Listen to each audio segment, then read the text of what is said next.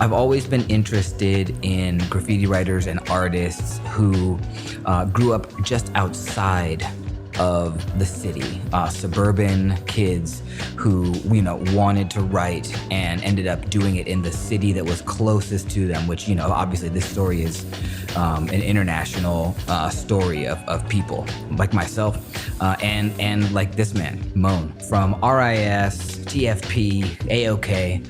He grew up in Mount Vernon and, just outside New York City, for those of you who don't know, it's just that he says it in the interviews, like a mile from the Bronx border. And so he was right there. He was in the 80s, and he had family, you'll hear it all, but he would go into the city on the regular and he would see trains. I personally just feel like as a kid who grew up outside of a major city, I was like 35, 40 minutes away from San Francisco, and that made my desire stronger to get into the city, to bomb.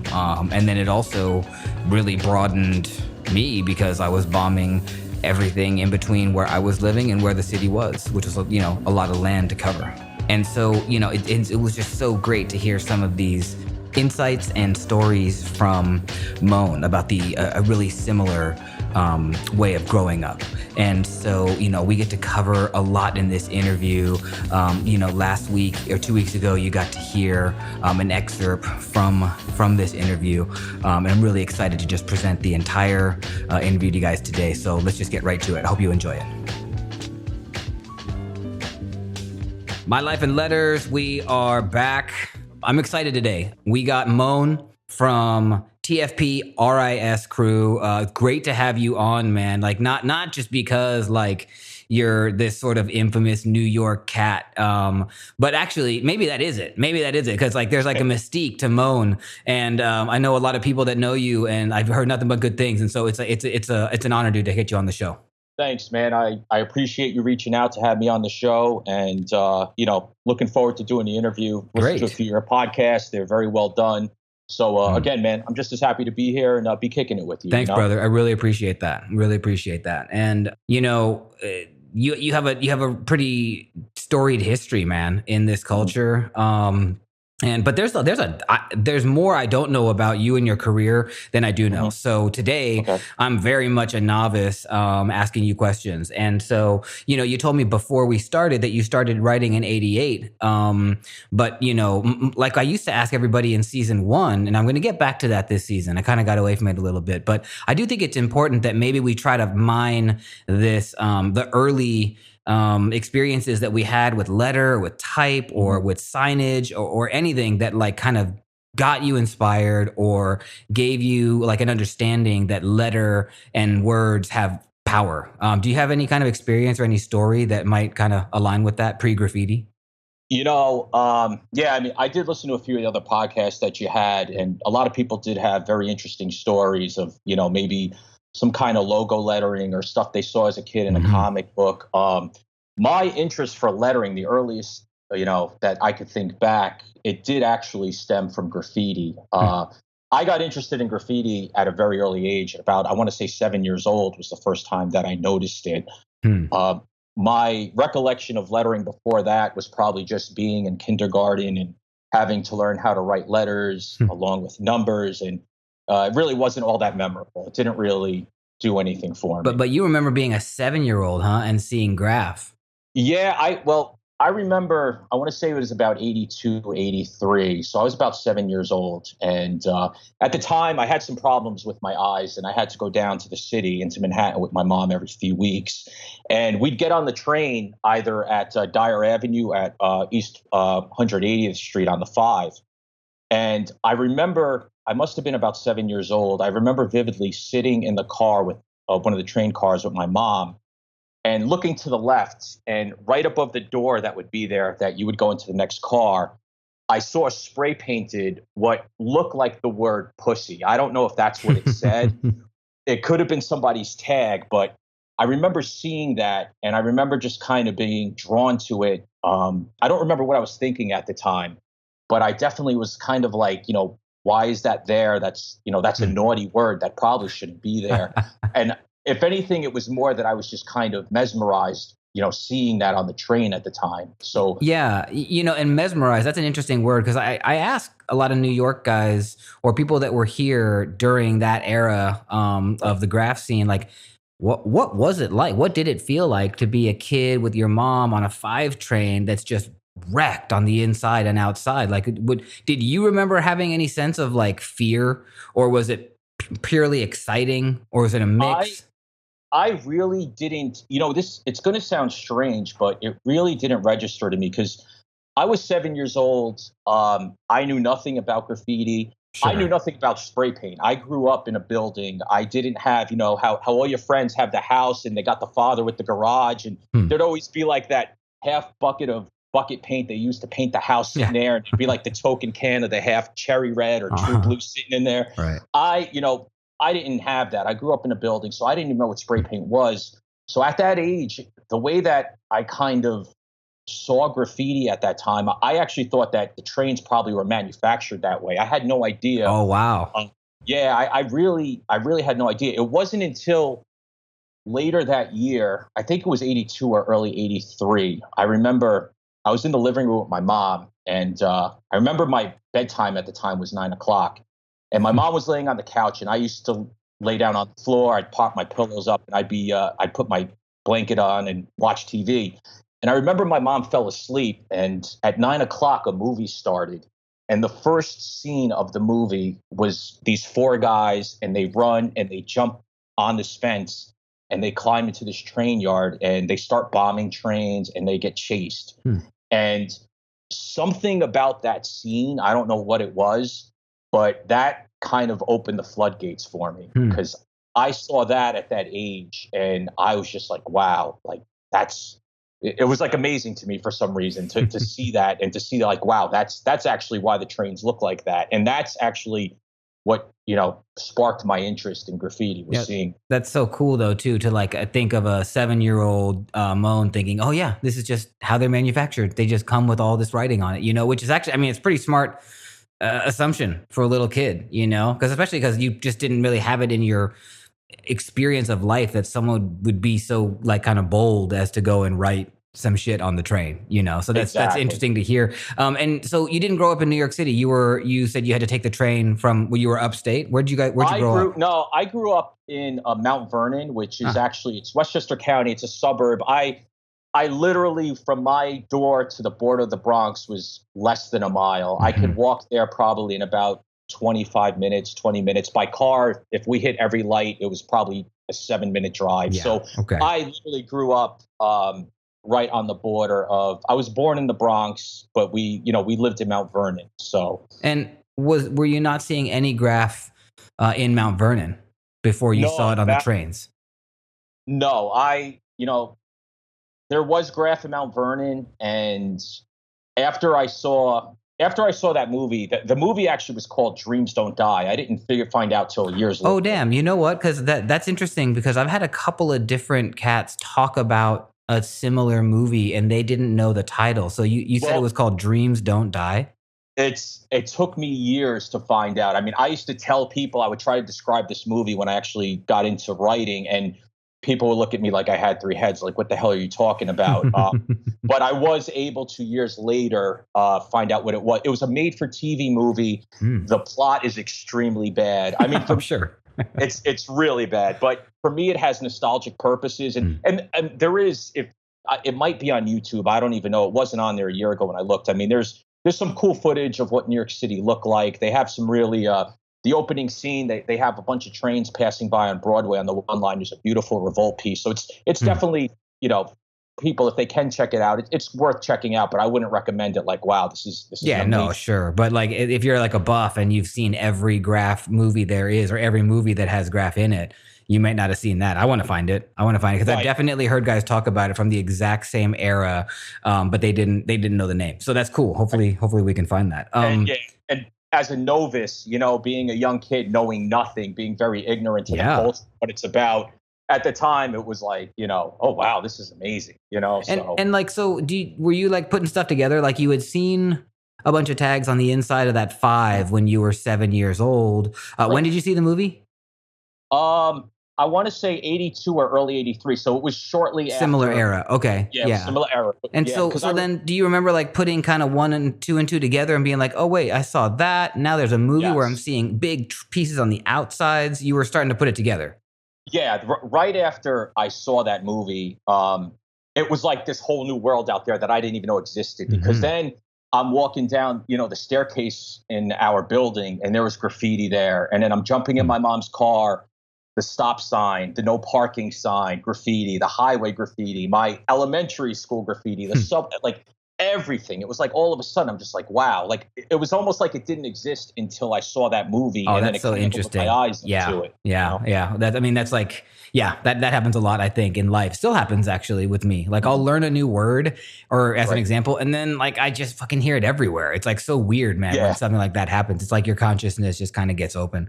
Yes. Okay, so now you're 7, 8 years old, 82, 83, and you're putting this together. I'm really interested in the Mount Vernon graffiti or anything you would have seen in your stairway, because that was like on your home turf. Mount Vernon definitely had a popping graffiti scene. I mean, like I said, we were so close to the Bronx that basically anything that was going on there was going on where I lived. So there was a bunch of guys. There was a crew called TGF, the Graffiti Force.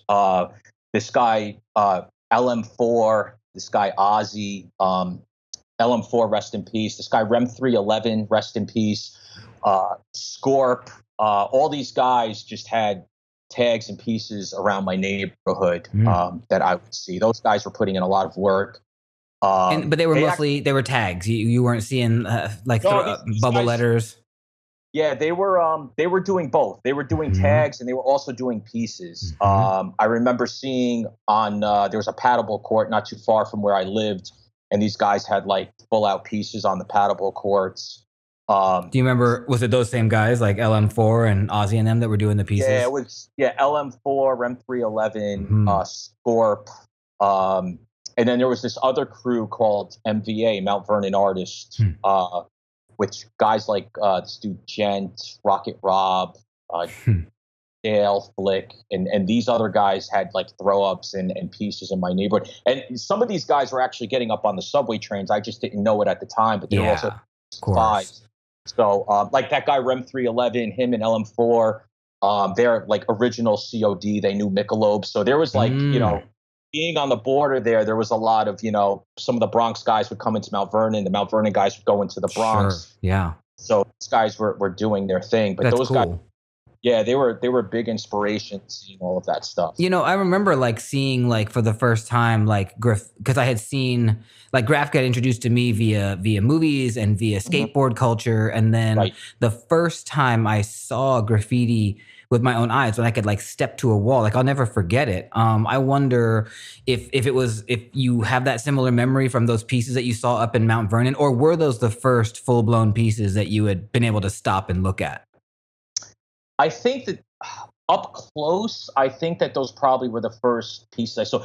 I lived in Mount Vernon, but fortunately, I had family scattered all over the city.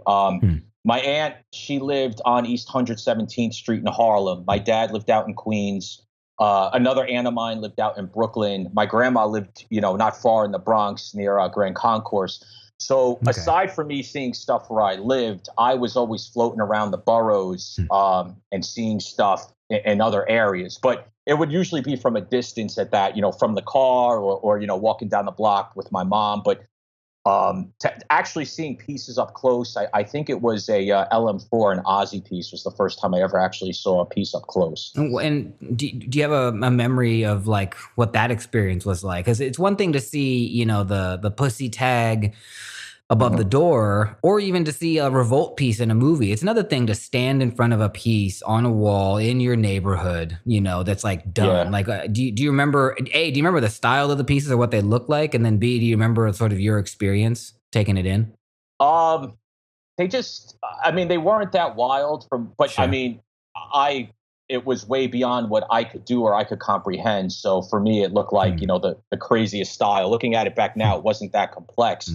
But it was extremely powerful to be up on a piece like that. And I just remember kind of looking at the colors and kind of the lines and trying to figure it all out and try to take it all in as best as I could. Yeah. Yeah. And you're still young, right? So you don't have like a whole lot of freedom to just be like going all over the place and doing whatever you want to Right. do. But did you like what were the next steps? What happened in 84? Did you grab a marker or what were 84. you doing? Nah, 84. I mean, I had markers. I was always, I mean, I was drawing ever since I was a little kid. Ever since I was probably 5, 6 years old. Before I noticed graffiti, I was always drawn to art. I mean, my mom even would say when I was young, she'd bring my toys places and she'd always bring like stuff for me to draw and color. And I'd play with my toys a little bit, but the majority of the time, what would keep me occupied would be drawing and coloring, like trying to, Bugs Bunny or Snoopy or stuff like Nice. that. Yeah. Yeah. But 84, I was just, no, I mean, I was still pretty young. 84 I was probably about 9 years old. And I was just looking at, stuff in the neighborhood. Hip hop was really big where I grew up. And that was like the main form of music. And at the time, a lot of guys would have their jackets painted up with pieces on the back and stuff like that. So I would always see that around my neighborhood also. And just kind of wherever my mom was taking me or I was going, I was just trying to soak it all in and just stuff. But and I always imagine that out here on the East Coast, I mean, because we in the Bay Area in California, we were getting saturated with hip hop culture in '84 as well, and Right. and we didn't see as much of it. It was media. It wasn't necessarily what we saw on the block, although that happened too. Like b-boy crews started. There wasn't a lot of graffiti yet, but it was beginning. But where you were, it was all really happening. So like, I wonder, do you have were you gravitating towards any other part of hip hop culture besides the graph? Like, were you into the music or the DJing or the b-boying?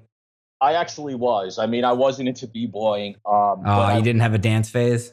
No, I never did, But at that time, as a young kid, I was into hip hop. My mom and I, along with one other family, where we grew up, we were the only white people in the building. So predominantly at the time, the music that I would hear outside my window or in the area was pretty much hip hop and Jamaican music. My mom listened to like, Julio Iglesias and Kenny Rogers and stuff like that. So I wasn't really vibing that. So that was the only other music that I heard. So I was, listening to hip hop at the time, staying up. They used to have all these shows like Mr. Magic, Marley Marl show on WB. Latin Rascals would be on sometimes. DJ Red Alert, Chuck Chill Out. I used to sit up and record those, and and that was kind of at that point.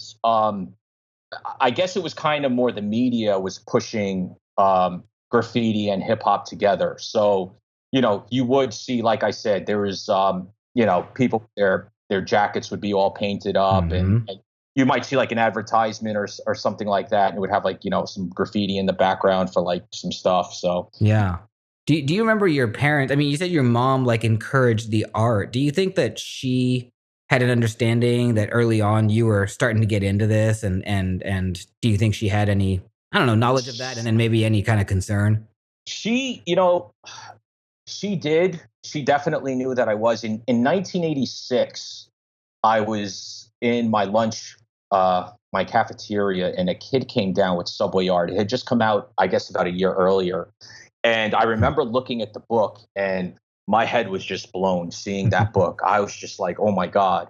And I remember running home and telling my mom, like, listen, there's this book. I need it. You got to get me this book.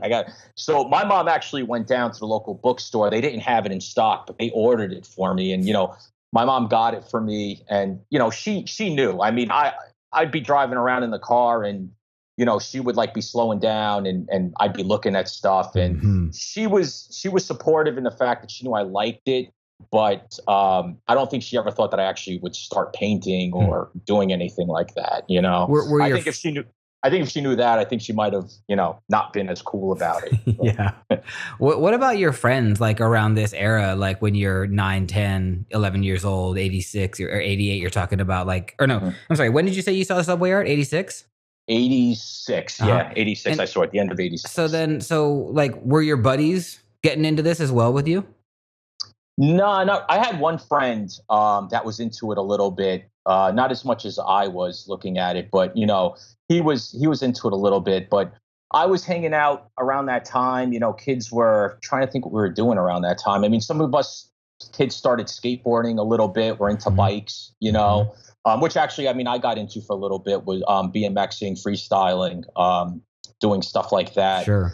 But I didn't really know any, I was extremely young. I didn't really know any writers. I didn't have any friends whose older brothers were, into graffiti. So I didn't really have that Hmm. outlet with my friends to really discuss stuff and all that. So it was pretty much just me, by myself looking at stuff, read Subway Art 100 times and trying to figure stuff out. Yeah, and I find that kind of I don't know, interesting that like you grew up in Mount Vernon and you had all these connections throughout the city with family, yet still like a lot of us that weren't in New York City, Subway Art was like this big like opening of the Uh, culture, and it just showed you so much. So you hadn't seen full color pieces on trains really with your own eyes in the years that you were just as a kid traveling through New York City to see I, family. I actually did. I mean, I did. If I was to recall, there's the very late years of when Subway was graffiti was still running in New York City, like 88, 89. When I started painting in actually 80, 88, not to Hmm. get too far ahead of this, but then I do remember seeing, the trains are almost all out. I mean, pretty much the Bronx, except for the twos and fives, were mostly all clean. And even then, they only ran trains, but that were bombed, I think, at rush hour. But I do remember then seeing like more vividly pieces. But those years, like 84, 85, 86, I don't remember exact names, but I remember looking out the window and seeing the trains bombed. Like just pretty much seeing everything destroyed. But I wasn't taking the train enough to really be like, okay, I saw this guy up, I saw that guy up. Yeah. And also like you get a book that's like pretty like well organized, and then you can just Mhm. stop and stare and like really take Right. in the amount of detail, the amount of Mhm. like craft that goes Plus, into it. plus, I mean, it was blowing my mind too because I was taking I'd be on the highway with my mom, and these guys that were in that book, I mean, like, Scene was still bombing hard, like 86, 87. He was killing, like, there was highways, like this highway out there, the Hutchinson Parkway, which connects Mhm. Queens to the Bronx. And I was seeing new Scene fill-ins from him. And then, like, Mhm. Blade had tags in the area. And then just all these guys that were in that book. PJ, he was killing the FDR and all these highways. So it was crazy for me as a kid. Like, I have these book and I'm seeing all these amazing pieces, and then it's like, wow, I just went out this week with my mom, and that's that guy in that book, and that's me Mhm. seeing it in front of me. That was like very impactful Yeah, that at the was going to time. kind of be like one of my next questions. Maybe you already answered it, but like were there particular pieces in that book that maybe that gave you a lot of inspiration and even influence your style, maybe even still to this day? Was there anyone in there, any particular piece in that book that really stands out?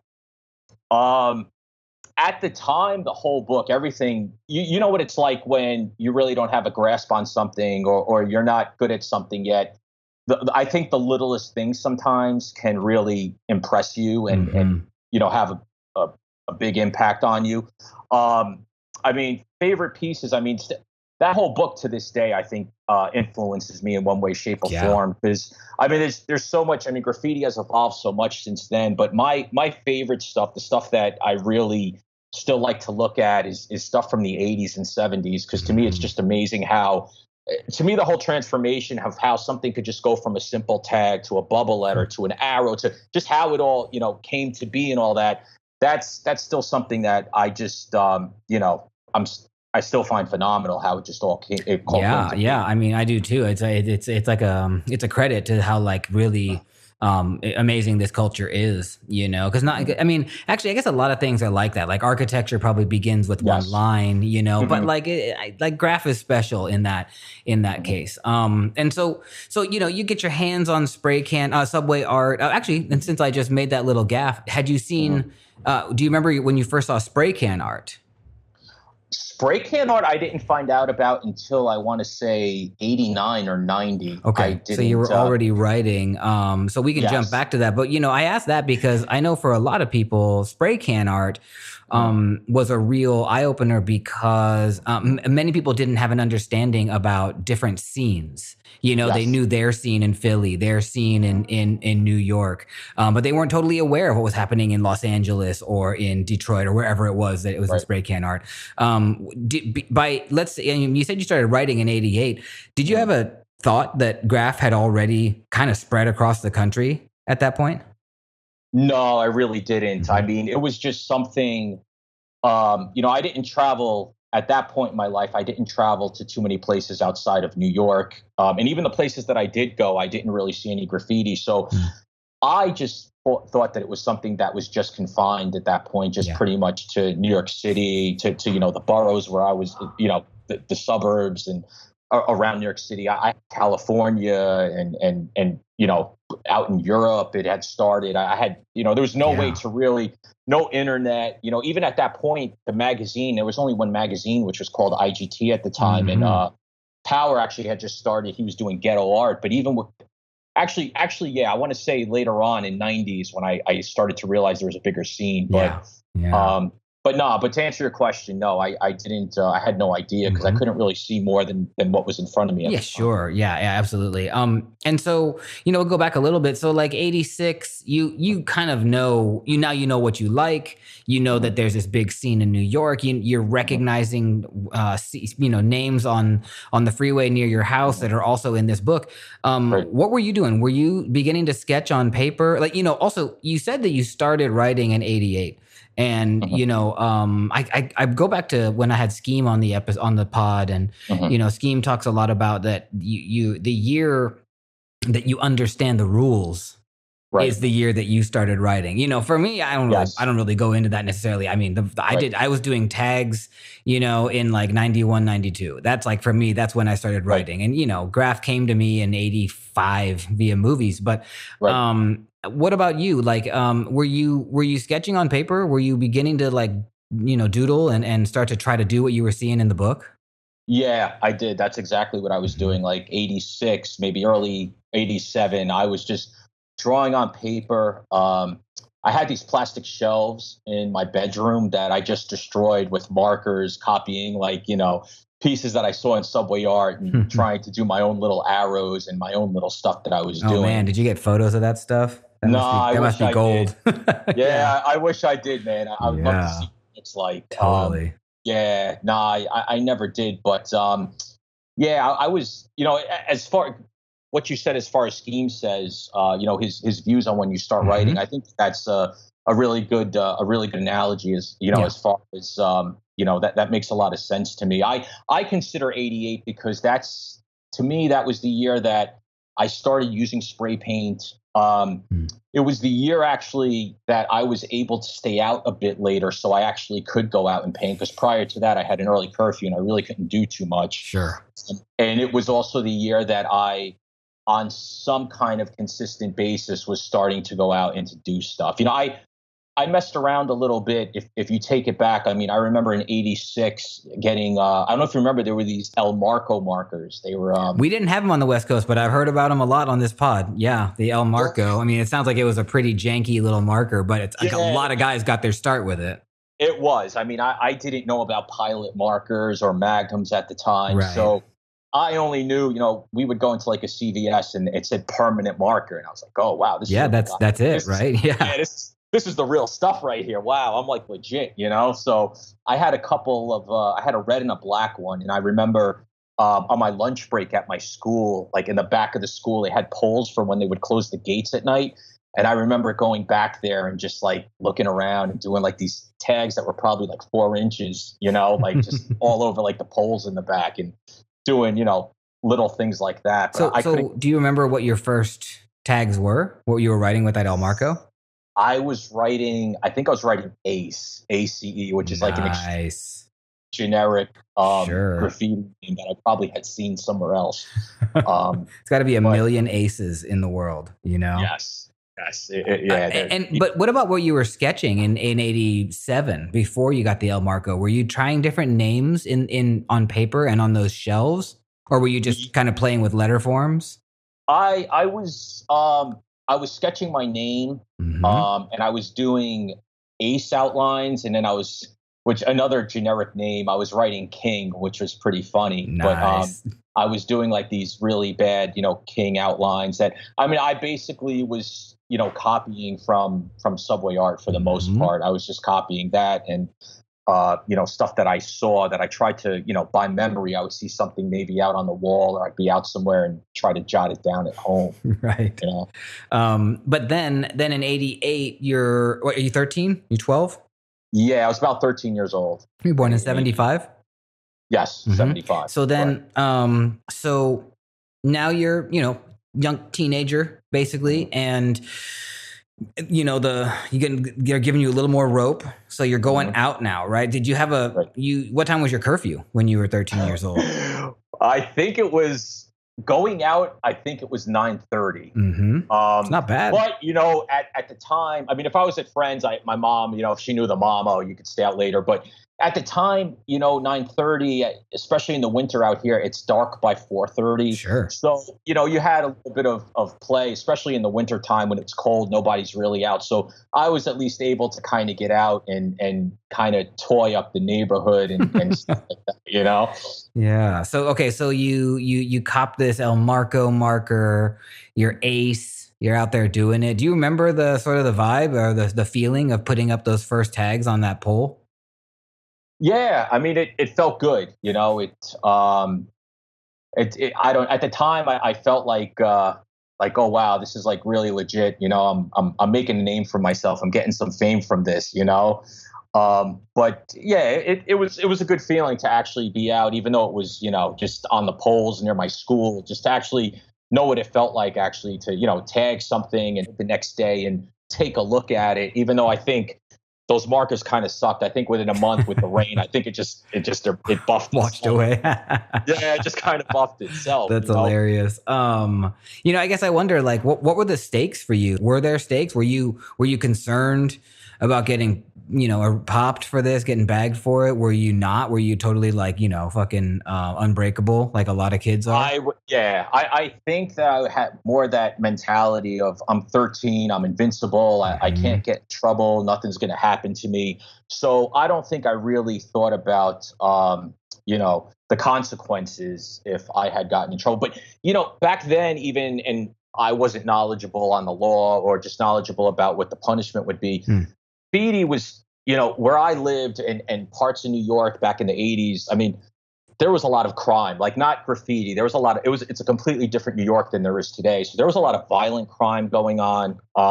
Drugs were big. There was a lot of things going on at the time. So it wasn't, I mean, I actually, not to get into a bunch of different times getting busted or whatever, but I did when I was 13, I got bagged, and Hmm. it really was a nothing kind of a thing back then. It's nothing at all compared to how it is now. Sure. I mean, I've heard stories where they were like, you had to like wash trains on Saturday, like that's amazing to Yeah. me that that was the punishment early on. I mean, people probably would be like, yo, you got to find out what was that story getting arrested at 13. So how'd that go down? I was taking tags near a train station, and it was like broad daylight. It was probably about 3:30, 4 o'clock in the afternoon. Still had your El Marco? Yeah, no. This was a little later. This Okay. is 88. I was using tester cans. That's the first. I don't know if you know the little model Sure. spray Of paint, course. Yeah. because I didn't have any access to getting real full, 12-ounce cans of Mhm. paint. And the only place, there was a place not too far from me. It was kind of a stationery store, but they sold models there. So they had tester paint there for the models. So I would go in and pretend that I was, going to paint my model train Yeah. or car that I had at home. And I'd ask the guy some questions to make it sound legit. And I'd spend like, I don't know, $3.50, $4 for this tiny can of tester paint. But he'd sell it to me. I had no other access to it. I tried doing it in hardware stores out here like Pergament and Rickles, which are since closed down. Yeah. They just were like laughed at me. But anyway, but yeah, no, I had a can of tester paint and I was near the train station, and I took a tag, and I just started walking down the street, and all of a sudden this nice looking limousine pulls up, and this guy jumps out. And what I didn't know was that the mayor lived directly across the street from where I did the tag. Oh, damn. Yeah, so I guess one of the mayor's guys saw me throw the tag, and one of his guys came and jumped out right away and got me, and I had the can in my hand and paint on my hand. Oh, shit. Yeah, it was just a bad scene. Oh, so no. yeah. And were you doing an ace tag? I was writing debt at the time, DET. That was another tag that I had come up with right before I started writing MONE. I was writing debt. I got that. One of my biggest influences was this guy that wrote Vet, Vet TMC. He out here was like the man. Like he really, with pieces, bombing, his style was just like standard for that time. It was top of the line. Was he a Mount Vernon guy? He was, at the time, he was from New Rochelle. Okay. But again, another guy. I mean, he did a beautiful whole car on the 5 line. He did a few pieces, on the 2s and 5s. He was, he went strong probably to the late 90s. He was doing stuff in the Bronx and going out to Queens. The guy was everywhere. So he was writing Vet, and my boy Jace, who's my first graffiti partner, Jace TMC, he was writing Duet at the time, DUET. So I kind of like how he threw his tag. So I took his D, and then Vet had the ET. So it's kind of how I had come up with that name, Debt. So I was writing that at the time. And so, so the style was very much just kind of taken from those guys, but you kind of made it your own, I presume. Yes. And so when you were seeing Vet and Jace, what did you say Jace used to write before that? Duet. Did you know those guys, or you just knew them? They were up. I knew Jace. I met him. He was my first writing partner. He was the first person that I met that actually knew some real writers. I met him in 7th grade. We both went to the same junior high school together.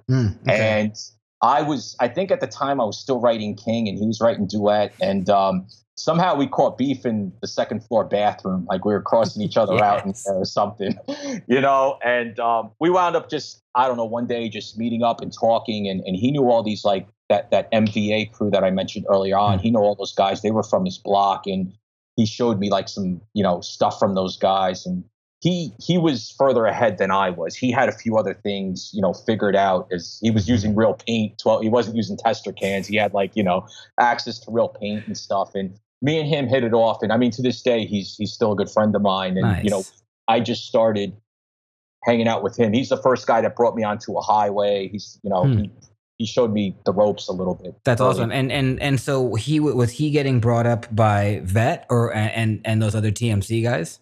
No, he looked up to Vet like I did. But he knew this MVA crew, this guy Gent, who was also a big writer out here. He was in that crew MVA, which he's somebody that I met at some point, and he really helped me out a lot. But did you say MV or MDA? MVA. It stood for Mount Vernon Artists.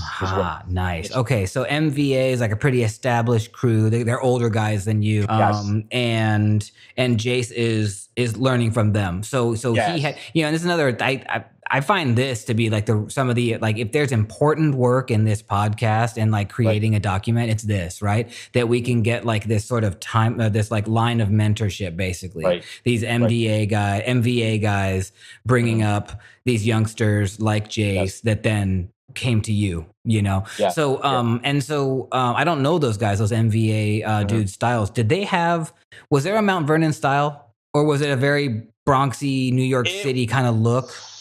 I would say that crew MVA were more known for bombing. They had great throw ups and tags.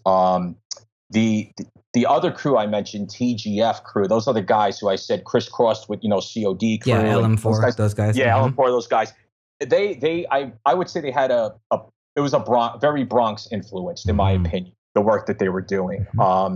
It definitely was Bronx influence. I mean, like I said, sharing a border with the Bronx, being half a mile away, it's going to rub off, and that's what it looked like. You know. Do you think that did Mount Vernon bring anything new to the scene, to the graff scene, that they weren't doing in the Bronx? Maybe was there?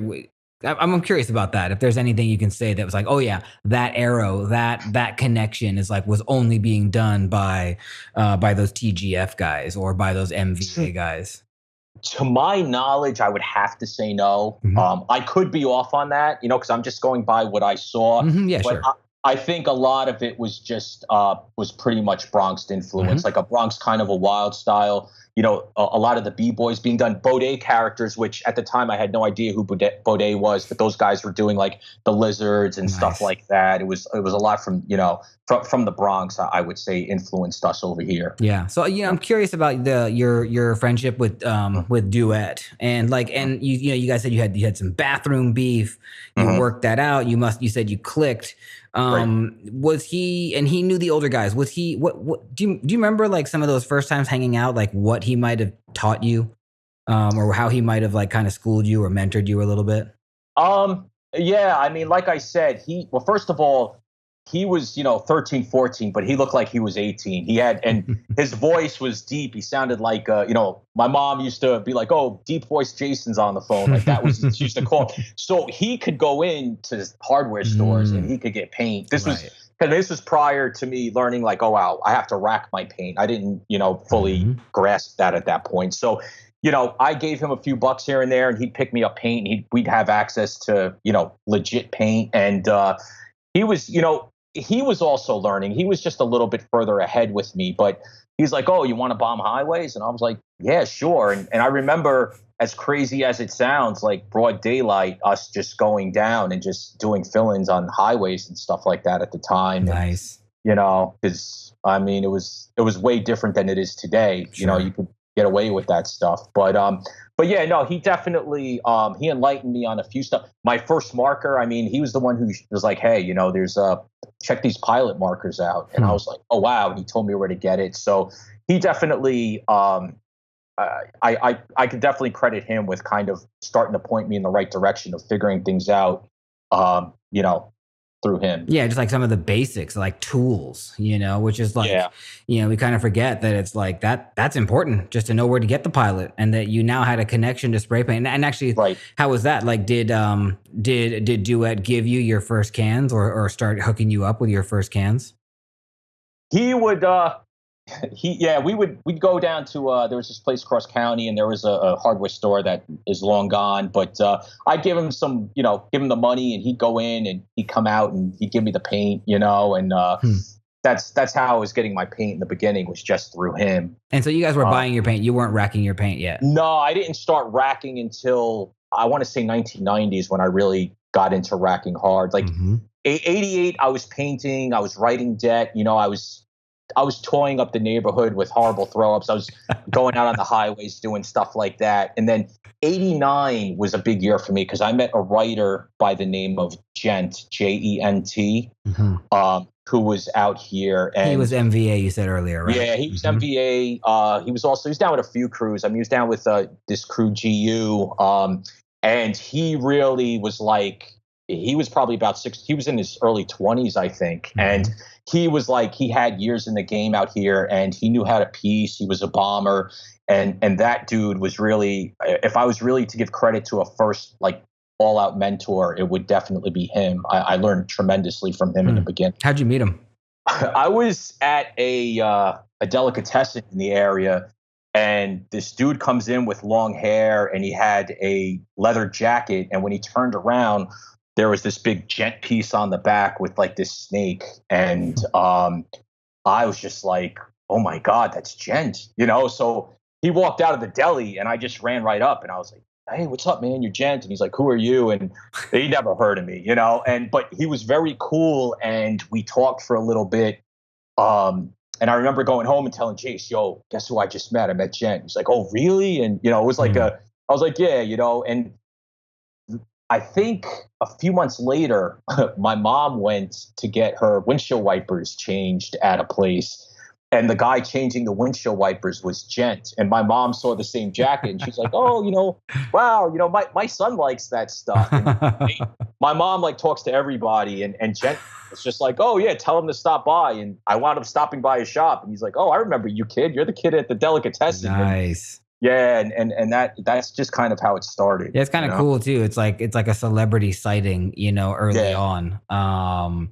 But even cooler because it's so underground, you know. Yes. Okay, and so then what? So now Gent is like basically you met him up at his car wash. Did he say, "Hey, you know, come by It my was place, actually check out my black book," or Yeah, it actually wasn't a car wash. He worked at a car parts okay. shop. So yeah, so from there, he actually didn't live that far from there, and he just started inviting me over, which I was just kind of like a pest. Like I would just show up at his house all the time and bring black books and watch him draw and ask him questions. And the guy would finish doing a black book, and then like next week I'd be knocking on his door. Yo, Rich, I got a new black book. I want you to do another piece. And but he was like a really good sport about stuff. And he was really the one that kind of like started to sit down with me and be like, all right, well, this is how you start to proportion your letters. And, Hmm.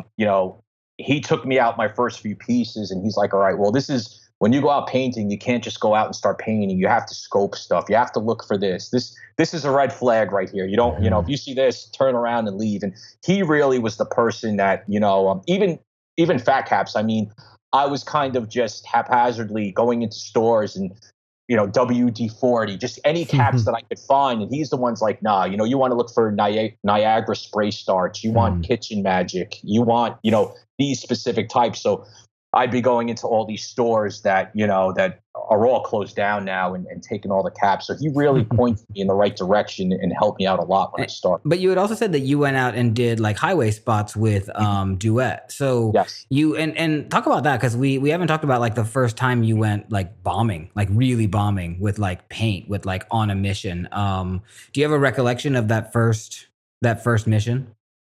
Yeah, first time I really went bombing was, I would say probably like early '88 that I would actually consider. And I walked two stations out here, just in between that had walls, and I just was doing throw ups, trying to like fill in, which I mean, it looked horrible. I don't even think people could read it from the train. It was really that bad. Sorry, was it a king throw up or was it a debt throw up? It was a debt throw up. I was doing, yeah. I never, with King, the only thing that I ever did outside of the building, outside of, my house, was on the back of my building. I had done a couple of throw ups. That's the only thing, that was the extent of. Oh, really? Okay. So you did like your first practice things were like on your own building. Yeah, it was on the back of the building. I remember was there other graff back there?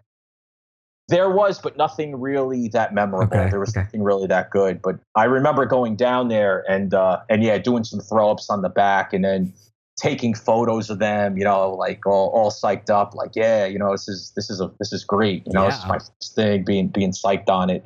But and actually, I mean, I think I hit like a couple of stop signs or something like that, but I never really did much. But that's the first name that I actually went out and on some of the train lines and the highways out here, trying to actually do something more than just a tag. But were you doing like the walls along the train lines, or were you hitting trains? No, I was doing the walls along the train lines. I was just, I think it was like some power boxes, the back of some factories, and I got to say this, I mean, the spots that I hit when I first started, you had stuff on there by dudes like Cav, Cento, Sane Smith. So my stuff there was it was almost non-existent. It was invisible. You know what I mean? Well, I mean, like you keep saying, you were toying up the neighborhood, Exactly. So I think it's awesome. But so now you meet Gent, and Gent is like, he's like established. This dude has like much more established than Duet. Like this guy is in it. And so that must have felt pretty cool too, that now you have like a guide, that's older than you, that's like wiser, that you've seen up. And so now you said he was talking about like proportions of letters. And then you said that he took you out, right, to your first piece. Where'd you guys go? It was actually my middle school. He lived next to my middle school, and I used to see pieces by him. My middle school was, when I went to middle school, and the first time I went out on lunch to the back, I was just, I was floored by the stuff there. Gent had the whole back wall done. That guy, Ozzy from TGF, him and Leroy had a piece there. Vet and this guy, Cy, had this amazing piece a little bit further down. So that school was right next to where Gent lived. So he went with me and we went on one of like the not so good, crappier side walls of the school. And, he had me start to crack my outline. Of course, he had to like redo the whole thing, but he was trying to like, show me like, all right, well, this is how you're going to fill in, stand back to fade your colors together. Like little things like that is just, secondhand now to guys like you and me. But at the time, it's so foreign. Like the simplest thing is so foreign at the time. Yeah. And so just so I get an understanding, your school had walls that were pieced. So yes. Was it like a permission wall, or were they all done illegally? It was all illegally. I mean, people later on, I found out, people got bagged painting there, at times, but it was, there was, I had never even heard of permission stuff in like 88, 89. Sure. People just did stuff, but it didn't get buffed. No, they never buffed it. And it was cool because I would say maybe once a month, sometimes even twice a month, someone new would come through, and because it was a pretty long wall, and do a new piece. So there'd be times like, Jace would have maybe lunch period before me, and I'd see him in the hallways, and he'd be like, yo, Rem 311 just did a piece, or Gent just did a new piece. And that whole period before I would go out to lunch, I would just be like, I can't wait to get out there. I can't wait to see this. It was exciting. Those early moments when you're just figuring stuff out, it's the littlest things just kind of, it's impressive. I mean, totally. Yeah. And you were seeing like really, really original artwork, which is just like at its core, it's like really, really cool. And so, the night you went out with Gent to do that first Det piece, the one where he was teaching you to stand back and he redid it, had you been sketching it? Were you like working with him on paper for what you were going to do that night?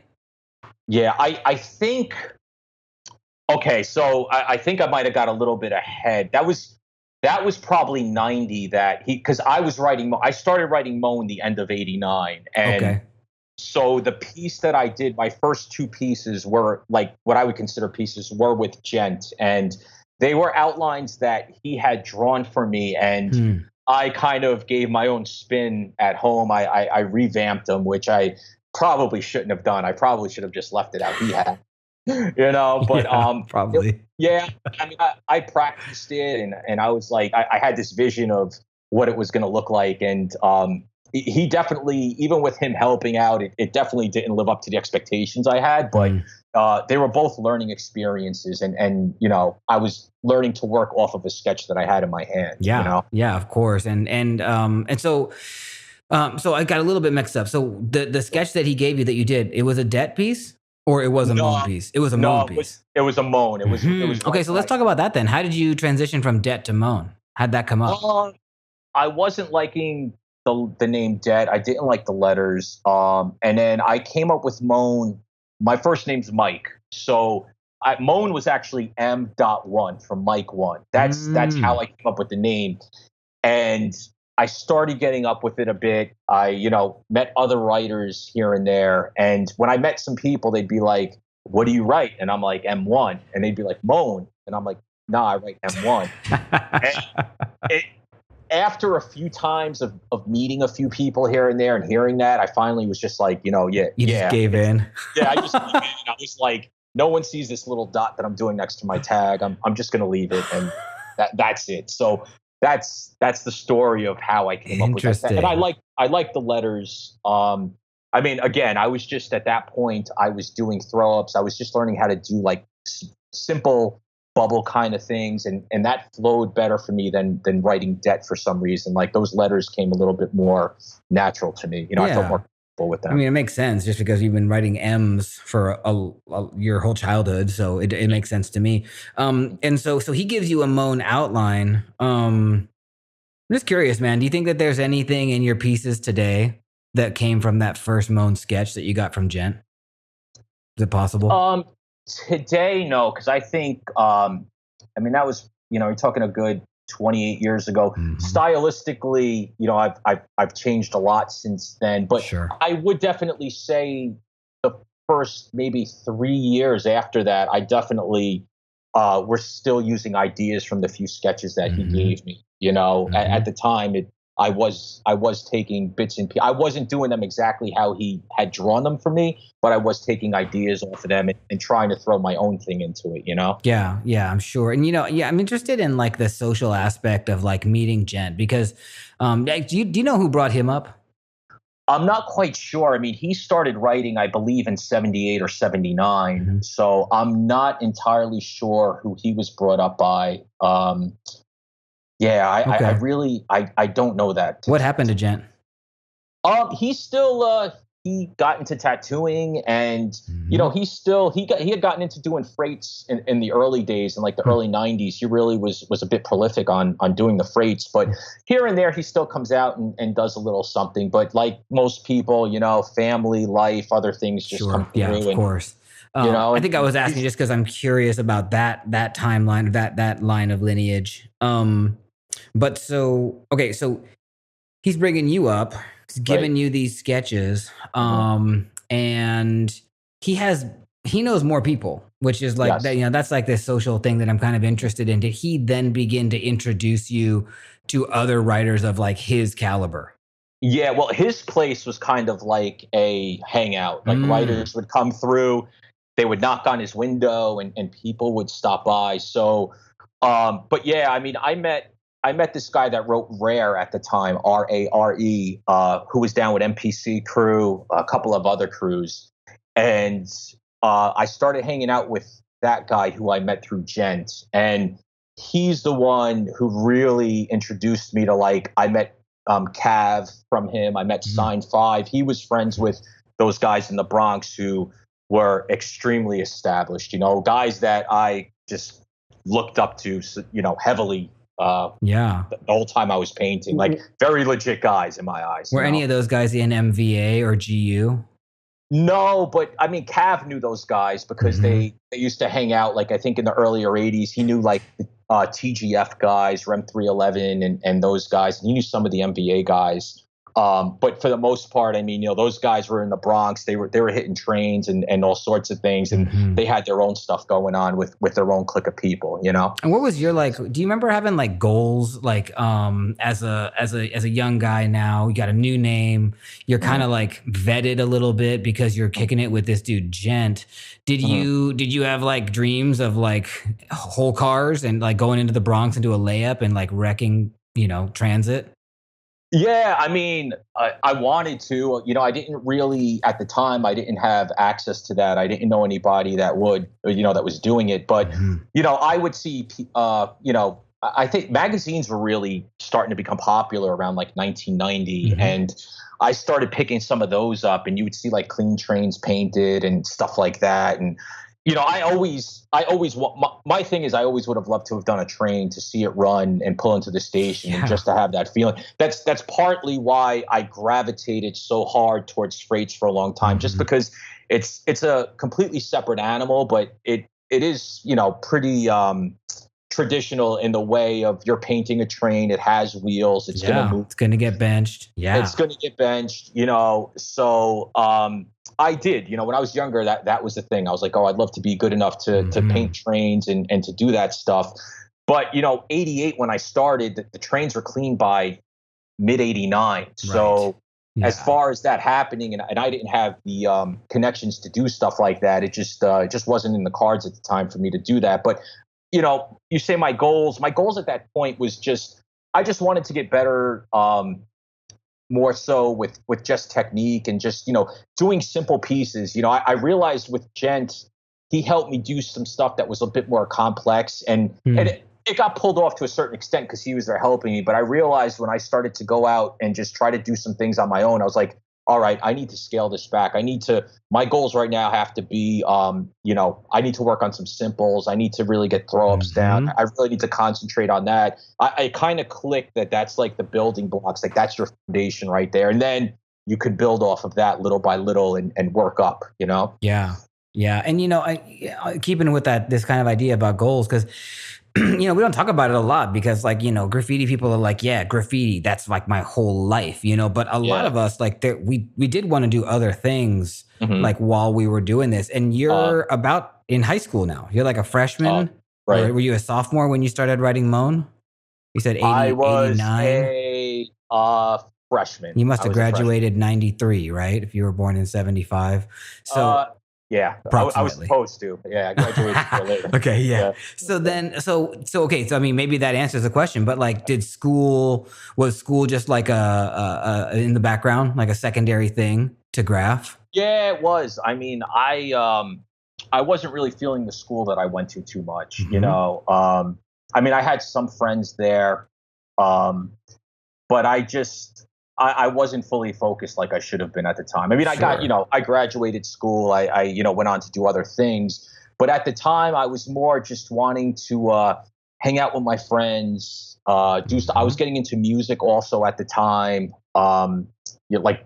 Doing music, playing guitar, Hmm. and skating and BMXing and freestyling. I was also getting into, so that and graffiti kind of took time away from stuff that I should have been doing for school. Well, I should have. I mean, it's like you just never know. Like Yeah, I don't know what your life is now, but it wouldn't be like this if you didn't make the choices that you made. And you're still right, here, and you sound like everything is going pretty well. So, like, I think everything always works out, at least the way yep, that it's supposed to. Like, I believe that. right. But so you mentioned music. I wondered like what kind of music, because you were into hip hop early. But it Yeah, sounds I like maybe was. kind of alluded to maybe that hip hop wasn't really your mm, scene. Yeah, no, I mean, listen, I listened to hip hop probably up until I was 12 years old. Hmm.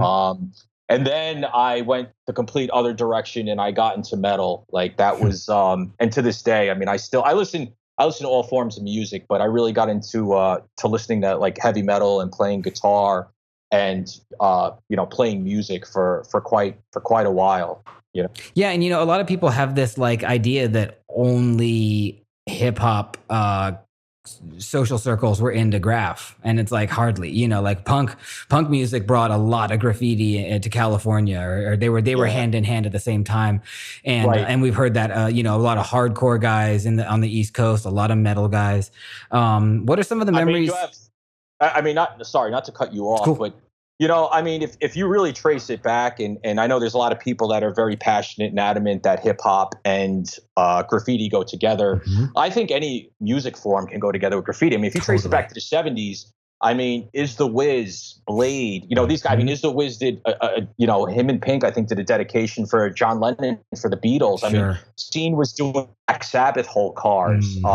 Yeah. You know, Blade played bass, I think, in a funk band, if I'm not mistaken. RTW crew listened to Hendrix, and so it can go together. I think with any kind of music. I think it goes together great with hip hop, but it also, it was cool to see. I see that there was a new book out recently which showed hardcore music Yeah. and Hmm. graffiti, which I think that's great because it's showing people that hey, there's other music forms that go together with this art form. It Yeah. doesn't because I think it's a big misconception to people who aren't aware of our culture that just people who listen to hip hop do graffiti, I which agree. is It's totally limiting. It's totally limiting, and it puts graph in a box, and it's right. yes, It belongs, like you said, with almost at least every like kind of alternative music form that's got an edge to it. Like graph was yes, right there, yes. and so yeah, I'm interested if you can tell us a little bit about sort of the metal Mount Vernon or Bronx scene that you were a part of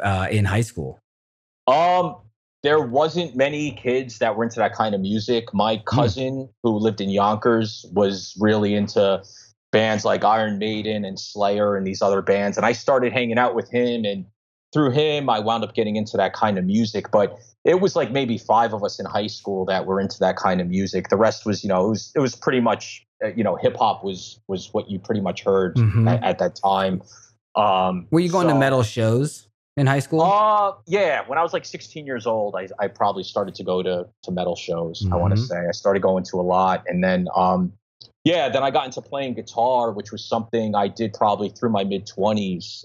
Just uh, I was in a band. I was doing a lot of touring, going to Europe, South America, Mexico, to a lot of places. Oh, Just really?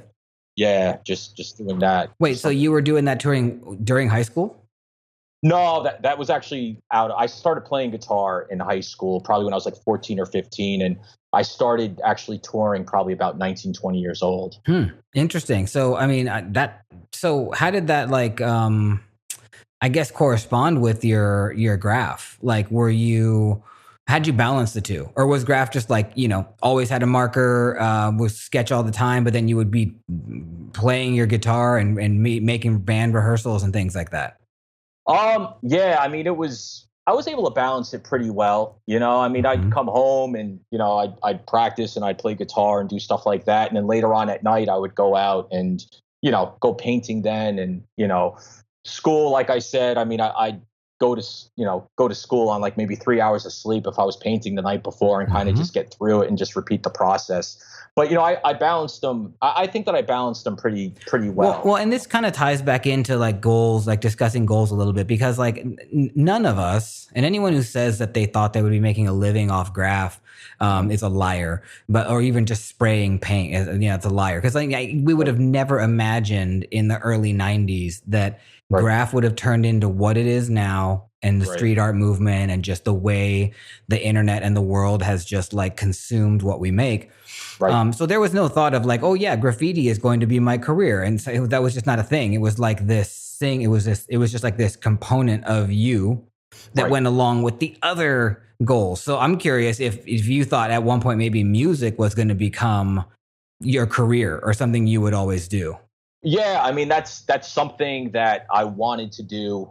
It's something that I got to do it for a while. Um, I was fortunate, like I said, in my later years, my like 20s to probably about 26, I got to go to a lot of places that I probably wouldn't have been able to afford to go to, Yeah, and that actually sounds got cool. paid to go to. Yeah, and so who were you touring with for all those countries? Um, I'd rather not say the name of the band. They're actually still together. They still tour around the Okay. world. But it was a type of music. It was called death metal. It was a death metal band Hmm. that I played with, which was we would tour the states and stuff. And in the states, maybe you'd have like 200-300 people at a show. But then you go to Europe and South America, there could be like a few thousand people at the show. That music's Nice. really big over there. That's So awesome. yes, So then what was like the timeline like? Like you started playing guitar as a kid in high right. school, and we had touched on this a second ago that like I said, yeah, '93 would have been the year you graduated high school. So you didn't graduate in '93. Did you leave high school? No, I graduated in '94. Okay, I graduated in '94. I had a couple of classes that I just kind of skipped out on, and sure. I thought I would have been able to make something work, and it just didn't. And they were like, Mhm. "Well, if you want to graduate, you got to come back." So That's I cool. went back and Shit, forth that's here. good. Good for you for doing that. A lot of guys would have just been like, "Fuck that, I'm out of here." So Yeah, that's cool. Okay, so '94 you graduate, and by the way, like I think it's easier. It was easier in high school in some ways to be like all out graph. Like at least for mhm, me, I didn't have to pay rent until I right. graduated high school. Were you just like your sophomore, junior, senior year of high school, and then that additional year? Were you going out often? Were you still with Gent throughout all those years? I was with Gent up until I would say 92, 93. Hmm. 92 is when, for me, it was like a big year because that's when I met through that guy Rare. I met Cav, I met Key, I met Sign 5, Vism. I met all these guys from the Bronx who were, like I said earlier, those guys were just for me were, the top of the line standard. So Hmm. I actually started hanging out with those guys around 92 when I was still in high school. I was probably about 16 years old, and those guys were grown men. So I was like, I had a couple of partners that I was painting with that didn't really do too much, but then Cav and Sign 5 and these guys would actually invite me out at times to go painting with them. So I was going out with those guys a little bit.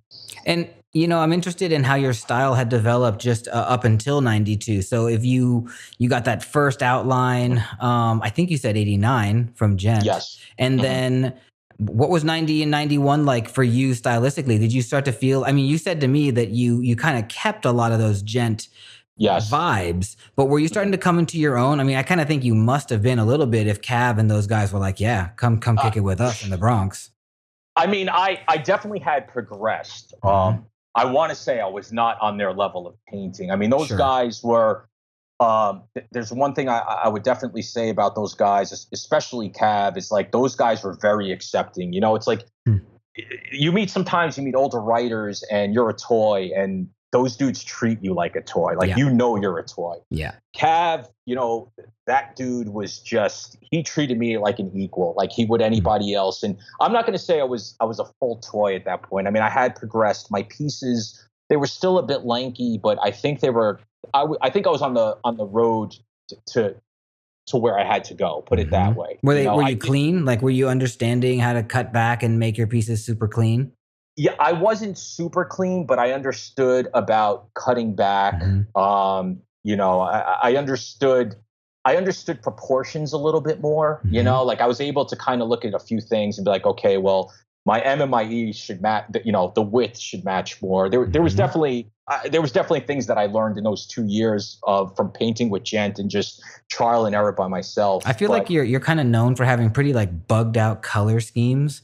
Like were your colors back then? I mean, I found it was a little bit easier back in the day to have like, I don't know. It was just easier because we didn't have so many paints, to have like your color schemes were just what you could get your hands on. But do you remember having a sense of color theory? Were you like interested in color early on? Yeah, I mean, I was figuring out what worked better. I like as far as putting colors together, as far as like darks and lights and highlighting and separation and all of that stuff. So I wouldn't say that I was great with my color, but I definitely had progressed to a point where I could make it work. Let's put it that way. I mean, some of my pieces I was still playing it pretty safe where I would do maybe a 2 or 3 color fade, which for the most part, like going down through the letters, which you really can't go wrong when you do that if you choose colors, But I think I was progressing with like my designs, with my background a little bit, things like that. And so, you're meeting these guys like Cav, and that must have also felt great that they're like, come hang with us, kind of like you're welcome here. And like you said, he treated you as an equal, and they must have seen something in you. I imagine, right? That you were on the rise and you were going to get better. So did you start like immediately hanging out with those guys? Was it like, Brer brought me over Cavs one night. I mean, when he told me he knew Cav, I was like, wow, Cav? I was like, wow, like that guy. I mean, I had seen for years, trains, freights, walls the guy did. And I was just like a big fan of his work and for what he was doing. And one night he spoke to Cav and Cav's like, sure, bring your friend over. And, I went over to his house and Cav has, he's been putting books out with his photos. He has a crazy collection of just everything, subways, walls. It's insane. And at the time, there was no internet. The magazines were just coming out, but there's so much stuff now that has been seen. But back then, it was all new. Like every album, every picture he showed me, it was just stuff I had never seen, and my head was just spinning. And he was more than willing to sit down and show me stuff and explain things, and I was asking questions. And I think if anything, I don't know how much potential. I think they saw that I had some potential as far as writing, but I think that they could, Cav especially could tell that I was hungry for knowledge and I wanted to learn history and I wanted to know what was going on and stuff. And I think that's maybe something that some of those guys respect me for, Yeah, I'm sure. I mean, it's like paying homage. Where do you think that comes from? That desire that you had to learn the history of like this graff culture? I'm like that. When I get into something, it could be like when I was into freestyling bikes or music, guitar. Like, I want to know if I'm passionate about something or if it's a culture that I'm in. I want to know, like, what's the background on this? Like, how did this start out? And, as far as graffiti goes, back then, I think that there was a hunger for people to know what came before them. I don't know if there's so much of a hunger now today with new writers coming out. Yeah. If they really, are that interested in it. But that's just something that I've always been that way when I get into something. I'm just, I'm really curious, like, how's this thing that I'm into? Where did it all evolve from? Who was the first person to do this, Yeah. And, like, I was just thinking how, like, new writers will never have the experience, most likely, of like going to kind of an OG, like some sort of a vet's house, and having him Mhm. break out the photo albums of hard Right. copy images. Like Right. there's nothing like it. I had it with the homie Neon out in the Bay. Like we would go to Neon's house, and he just had these books of images, and it was Yeah. all like Bay Area, early Bay Area stuff that I had just I was too young to know it. And so when I finally met up with him in the early 90s, he just schooled me on all the early 80s stuff that was coming out of the Bay. And it Right. was like it was a really special thing that's completely Right. gone. Right. Because Right. now you just have your computer and there's a lot there, but there's no, there's that, you can't even have that excitement because it's Right. just on the screen, like everything else on the screen is just like kind of, it gets sort of muted. Its intensity I, gets muted. yeah, I think it's almost like it's your senses get oversaturated in a sense where Yeah. like back then, I really 87, 88, I got really into taking photographs of graffiti. Like I Mm. would just, take the train somewhere, get off, jump on tracks. And I was just really into taking photos of graffiti. And then Mm. I would develop that and I'd have maybe say 24 pictures to look at. And no magazines, no internet, Right. didn't know people with photos. So I would study those things like it was my job. I Yeah. would at it. Yeah. And now it's like you could just go online and easily in a matter of a night, you have nothing going on. You could probably look at 300-400 pieces or throw ups. And I think in Yeah. a sense, you just kind of get desensitized. Oh, because you totally. see so much. Yeah, and you can't take it in. You certainly can't appreciate it the way. I just remember, like, I would go to Neon's house, and he would have like these very early twist works, like very early stuff that like, and because Neon was like a similar age, like he was just getting stuff early, and I would look at that. It was all gone already by '92, Right. and I would just look at these like these fat cap fades, in this Yeah. hard copy photo, and I just imagined like I didn't know anything about caps, and Right. it's another thing. It's just like our tools are so easily Oh, dude, available, but I back mean, then, I'm sorry not to cut you off, but I mean, I remember, like I was saying, I mean, I really got hard into racking in 90. So, I mean, I was racking my paint, but caps, like you said, man, we would have to go to the local stores and we would rack caps. And those things were like gold. Like I used to steal my mom's nail polish remover. I had paint thinner. And when you had like good caps, those clean those things. would work. Yeah. I would take, like the little cases the 35 millimeter film came in. I would take those. I'd fill it up with, nail polish Oh, remover. nice. Soak your caps. And soak them. Yeah. Yeah. It was, now it's like, and I mean, I'm one of these guys, like 99% of the pieces I do, I still use rust though. Like I'm just kind of, I kind of prefer it for certain reasons. But anyway, it's like, now it's like if a cap clogs, 3-4 caps clog during a piece, or if I'm out bombing, it's like, whatever. I just throw it away. I got another bag, and if not, I could just go buy some. It's you appreciated stuff, I think, so much more back then because it was, so much harder to, have supplies and paint and stuff like that. Yeah, and we were just like allowed into like a private viewing at a museum, and it wasn't even like a regular museum. This was like a super underground museum. I mean, that was my experience. I can only imagine the books that Cav had in his place and the other guys that you were seeing.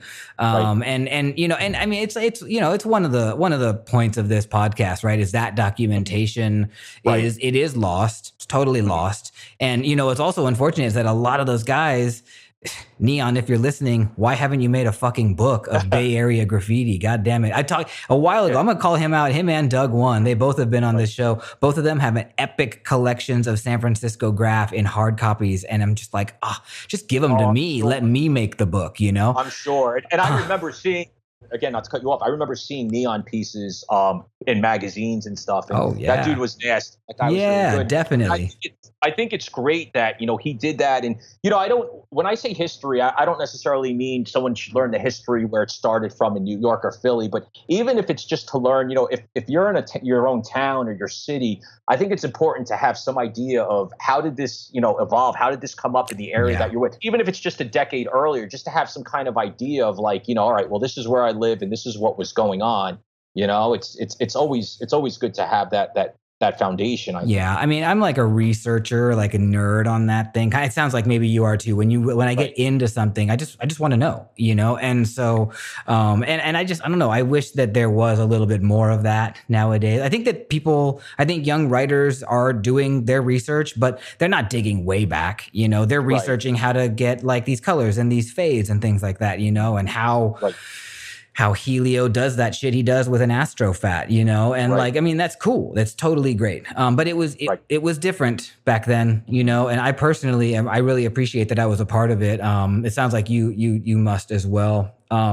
Yeah. And I also think that like, before the internet, I think that styles, you could pretty much tell where certain styles were coming from. Like I'm sure in this situation, being in San Francisco before the internet was around, the styles from there to LA probably looked a bit different. Oh, you know what I mean? Totally. And even New York, you would see styles out in Queens that looked in Brooklyn that were completely different than the Bronx. And I think with the internet, it kind of throws everything into the same pool. It does. Where it's kind of like sometimes, you know, there's no, I don't want to say there's no identity, but it kind of just throws everything together where it's like, all right. Does. A little bit of this, a little bit of that, and I'm not necessarily saying it's a bad thing, but you know, it changes it a little. Yeah, I'm in a similar camp in that I'm never going to be a you know, an Instagram ruined graffiti kind of person because I just don't believe that. I think that the internet just is what it is, and our perceptions do change. However, you're totally right. Like styles get diluted. Styles get like, because you can look at some really dope pieces from a kid who's been painting for 2 years from Prague, and it's really obvious who he's been ganking all of these pieces, components off of. And you know, it's just kind of like, what are you going to do? I'm not going to call the guy out. You shouldn't call the guy out. Let him do his thing. But you're right. Back then, you had to work harder, and I appreciate that a lot more. And nothing against the kid from Prague who's killing it after 2 years. Not at all. But it's a different vibe. It's a whole different thing. Personally, man, I think this is like a great interview, and I think that we can pause it right here as a part 1 because we just basically covered up to about 92, and I think it's really interesting, right? Because you're about to go into this whole new phase, and will you come back and do a part 2 with us? Sure, man. I would love to. It's been cool kicking it with you, and definitely, I would like to. Yeah, because then you go on tour with this death metal band, and I'm like super curious to hear stories about you bombing in Europe, if you did or didn't, or how your graffiti played. So let's get you back on pretty soon, so we can get that part 2. You know, you had said earlier that you're not on Instagram. Yeah, I'm not. I'm one of the few people probably that's not really on any social networking. That's kind of cool though, man. I mean, I don't know how you've done it actually, to be totally honest. It's kind of amazing. You know, how have you done that? How have you avoided social? I mean, you know, I'm going to be honest with you. I think, and this is just my personal opinion, and I'm definitely in the minority. I think if you're an active writer, I think active not meaning doing permission walls, doing stuff aside from permission walls. Sure. I don't always think it's in the best interest to have a social media for reasons like that. And also, you know, I like graffiti like everybody else does, but I kind of like more the act of doing it. I like to kick it with my friends, and, you know, everyone's like, you know, when you're with your friends, you're an art critic, and, you know, you like to, you know, this is good, this isn't, but I don't really like to get too caught up in, you know, some of the debates or just certain things that just go on that just don't, it's not bad. It's just me personally, it doesn't really appeal to me. So, and lastly, I'll be honest, I would be that dude if I had Instagram that you're at a dinner table with your friends and for a split second, there's no conversation. And I would be that dude that would pull his phone out and just like ignore everybody and be looking, I know myself on it. So it's a little bit of a combination of all those 3 things. That's pretty cool, though. It sounds like you're pretty disciplined then, man. So I admire it. But so, I mean, I guess for people that don't know your work, I mean, anybody can just go to Google and type in MONE RIS or MONE TFP. By the way, I can't wait to hear those stories of how you got put down in those crews. But and we'll see your work. I mean, there's a ton of your work on the internet, so that's cool. People can find it there. The one Instagram I would just like to plug just a little bit, I guess, as a shout about is the Rockin' It Suckers Instagram. So if everybody wants to check that out, it's without the G, Rockin' It Suckers, and there's some cool photos and stuff from guys in the crew. So yeah, it's a pretty diverse crew too. So there's a lot to see there. Yeah, shit, man. I think that's it, man. Really, again, awesome to have you on. Thanks for taking out the time and for for giving us all the stories. Cool, man. Thanks. Hell yeah. Fun. Thanks again for listening, guys, to another episode of My Life in Letters. We record every episode live in Brooklyn, New York, USA. If you've got a comment or a criticism, something you want to say, reach out to us directly at our Instagram page at My Life in Letters Podcast, or you can reach out to my personal, which is at Adam Fu. Our producer is still Christopher Piccioni. Our music is by Fonte. Our intern is Samira J. Rice, and I'm Adam Fujita. Thanks again for listening, guys. Talk to you in a couple of weeks.